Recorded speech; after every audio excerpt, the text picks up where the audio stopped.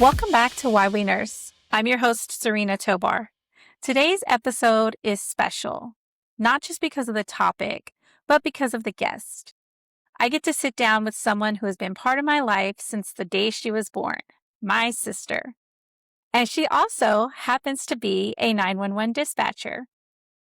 If you've ever wondered what it's like to be the calm voice on the other end of the line during someone's worst moment, this conversation is going to open your eyes. Dispatchers are the first responders, the ones who gather information, give instructions, coordinate resources, and hold space for fear, chaos, and uncertainty. And today we get to hear what that work feels like from someone who lives it every day. Okay, sister, welcome to Why We Nurse. I'm so excited that you're here. Before we get to the professional side of things, I want listeners to know you a little bit better. So tell us about yourself and what led you to become a 911 dispatcher. I'm Jennifer, and emergency care just runs in our blood, I guess. A lot of it had to stem from dad and when he got his patch and escalated from there. So let's talk a little bit about the basics because a lot of people don't actually know what dispatchers do beyond answering the phone. Can you walk us through what a typical shift looks like?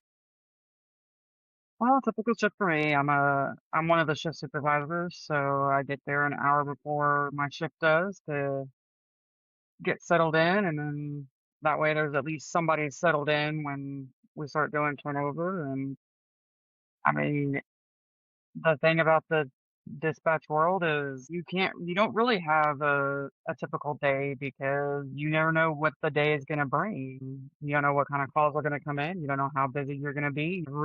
Every shift is different. There's never two shifts that are the same. You hear people when they're at their most vulnerable. They're scared, they're confused, they're angry, grieving, and panicked. And you have to stay calm through all of that. How does that emotional weight feel? How do you manage that every day? There's days that it's harder than others. We lean on each other a lot. We are a family up there. It's my family away from my family. We have to have a lot of trust in each other, but then we also have to not be afraid to ask for help if we need help outside of what work can give us as far as professional help. If we need to speak to somebody, a counselor, a therapist, whatever the case may be, to help whatever call might have affected you. Does your job offer you guys support in those resources? Yes, we actually have a program that is that we can call, and they're available 24/7, 7 days a week, 365 days a year, where if something happens and we need them, all we gotta do is call them and they can have somebody come out and do what we call a debriefing and debrief us. And or if it's just an individual, set up an individual therapy to where they can have, I think it's up to 5 sessions that they get for free, and they don't have to worry about, like, paying for, and can just be able to talk and get that off their chest. And day to day, what kind of things do you do to help release what you've had to hear all day? My go-to usually is music. Usually when I leave work, yeah, I'll call and let the hubs know I'm headed home, but I don't want to have a full-fledged conversation with you because I've been talking to people all day.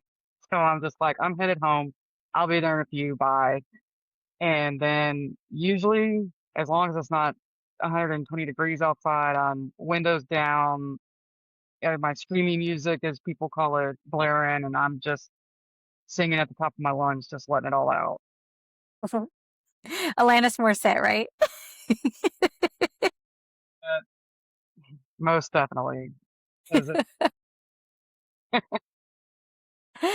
Okay. Don't share any details, but I know sometimes there are calls that stay with you and they replay in your mind long after your shift ends. What kinds of calls would you say impact you the most? it's for being there 14 years, there's definitely more than one. Um, Being a mom, any call that involves a child, will affect you being a being a mom and like, you know, oh, that fear of that could have been my child. Those always stay with you. And then you get the goofy calls where thanks to Hollywood, we do not send the fire department to get cats stuck out of a tree. But if you ask Hollywood, they do. So the firemen don't take their ladder trucks to go to the top of the tree and rescue the cats. The cat got up there, they will eventually get hungry enough to come down. I will say,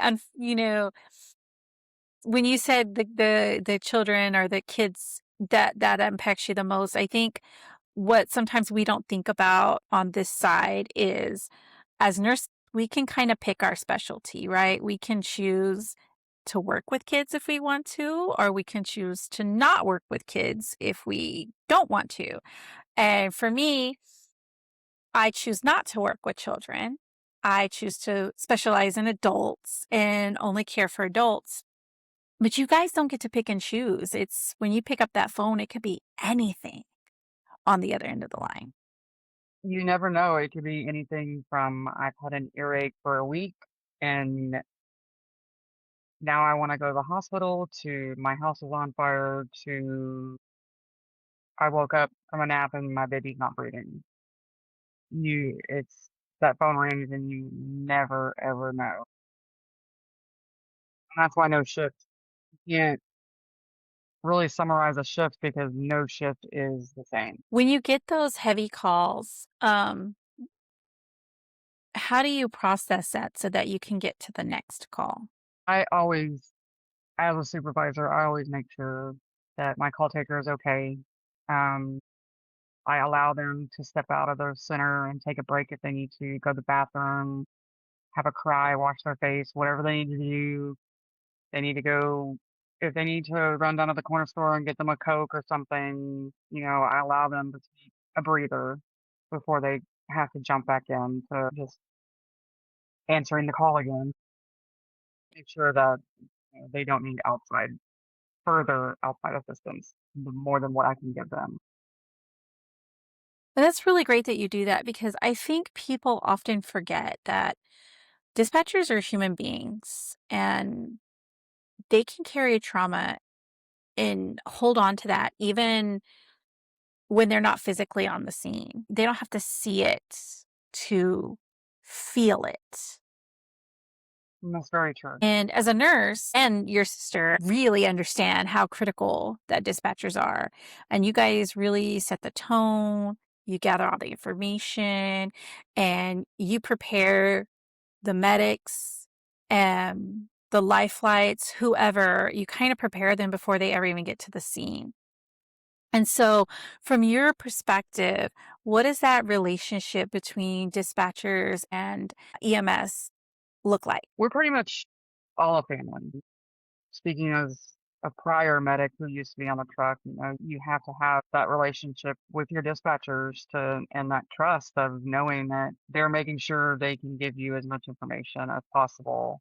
And that's all we do. We try to give them as much information as we can to prepare them for what they're about to walk into. And how do you see dispatchers and nurses working together? Is there any time where you've had to interact directly with nurses or calling the hospital ERs or anything like that? There have been times if the calls are really bad, like we'll actually do the notification for the ambulance to the ER and give them a patient rundown while they're en route. So that takes one thing off the medics that they don't have to worry about and they can just concentrate on caring for the patient. And so that really just kind of highlights how interconnected our roles are as 911 dispatcher, EMS, nursing. It's completely interdisciplinary. Each role is very different, but also very, very important. And we all live in different environments. So you guys are behind a telephone and a computer screen. Nurses are there in the hospital getting things ready, trying to be ready to receive that patient, while the medics are in the field working with what supplies they have and not knowing what they're going to need once they get there. So it's really amazing when you kind of lay it all out and see how everything works together. Yeah. So, what are some of the biggest misconceptions do you think people have about dispatchers?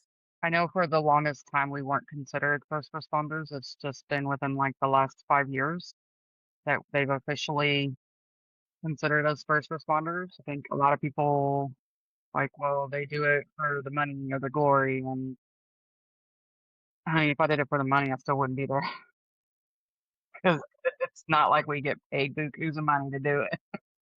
I bet, having been an EMT and knowing people who are still EMTs, paramedics, police officers, firefighters, 911 dispatchers, like really all these first responders, public servants are very underpaid for what they do. 98% of your first responders will have multiple jobs because of that. Yes, which could lead to burnout. I mean, if you think about the extent of the shifts, the emotional trauma, plus having to work multiple jobs to attempt to make ends meet, it's very high burnout rate for those in that career. And with the show 911, which really kind of focuses on dispatchers and firefighters and EMS, what do you wish the public understood about the reality of your job?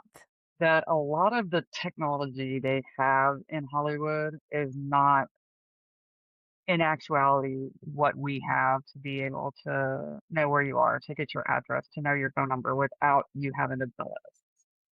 And that's where we get a lot of huff and puff, I guess.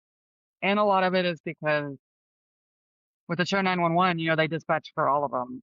So it's like one phone call. But in reality, most of your EMS and fire dispatch are what is considered a secondary PSAT. So everything filters through Harris County Sheriff's Office first. So they're already having to give their name and their address and everything. And then it's if they need fire and EMS, they get transferred to the appropriate agency that dispatches for that fire and EMS agency. And then, of course, we're right off the bat asking them again, well, what's the address? And it's like, well, I already gave it to you. Well, actually, no, you didn't because it's the first time I'm talking to you. And a lot of people don't realize that. And so that's where, right off the bat, a lot of the frustration comes from.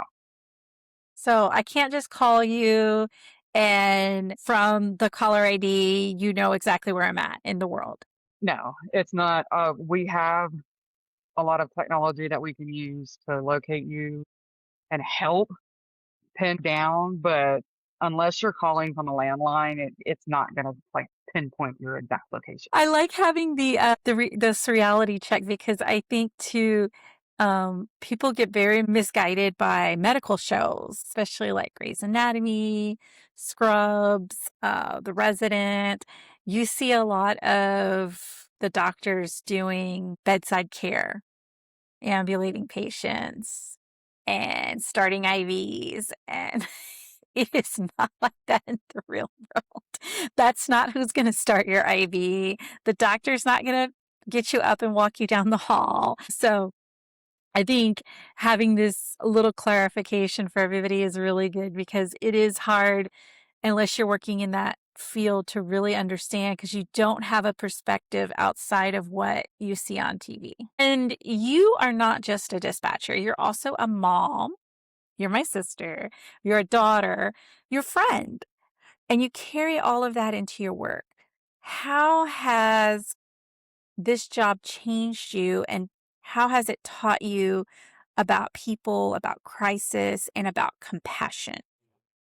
Man, I know that people call it, and it's the worst day of their life. And I understand that they're afraid. And there's times that we're getting cussed at, we're getting called every name underneath the book. And you just kind of have to take a step back, take a deep breath, and realize that they're a human being too, going through something extremely scary. And so I think of it as because I've had to call 911 for my own parents, and I've had to call 911 for my daughter when she got bit by the snake. So it helps because I already know the process, but you've got to understand that everybody's human. Everybody reacts different. We've had people that work in the medical field calling and freaking out because of whatever's going on. So just because you have that medical background doesn't mean that you're not going to be terrified at the same time. And so it's a lot of pushing back emotions until you can hang up the phone. I will say, as somebody who's had to utilize 911 in the past and who it has a medical background, it's not the same when it's your family. You're not thinking with the same clear head that you would be if this is a stranger. And it's important to know that because that's why we don't treat our own family members, because it's going to be a biased treatment. It's not going to be the same as if we were thinking with a objective view. We can advocate for our family, but we shouldn't be the one treating them and making decisions because it's not going to be that objective view. So, for anyone who is listening, who is considering becoming a dispatcher or who's curious about the field, what advice would you give them? I guess my biggest advice would be don't be afraid to speak up if you need help. If something's bothering you, don't be afraid to tell someone. If something's weighing on you, don't be afraid to tell your employee that you need help. That's the biggest I can say. Because I will say I've actually gone through 2 years ago taking a call from one of our employees that didn't and took it matters into his own hands. And that was hard because he was a great guy. He was a great medic. He was a great dad. And I wish I would have just, he would have spoke up or I would have known that he was suffering. That's such grounded and honest advice. And I think for any healthcare worker, regardless of discipline, that is important and honest advice that if you are struggling, if something is too heavy for you to carry on your own, do not be afraid to ask for help. Do not be afraid to utilize resources that your employer may offer. Do not be afraid to go to your doctor and say, I can't do this on my own. And so, Jennifer, I really want to thank you for being here. I want to thank you for sharing your world, your heart, and your experience with us. Because dispatchers are often the invisible heroes, the ones that people never see, but always rely on. And I'm grateful that my listeners got to hear the reality behind the headset today. Thank you for the work you do. Thank you for the lives you touch. Thank you for being part of my life too. This is Why We Nurse. Follow at Why We Nurse on Facebook and Instagram for more conversations that matter. Have a story to share or want to be a guest? Email whywenursepodcast@gmail.com. Until next time, stay compassionate, stay steady, and remember why you nurse.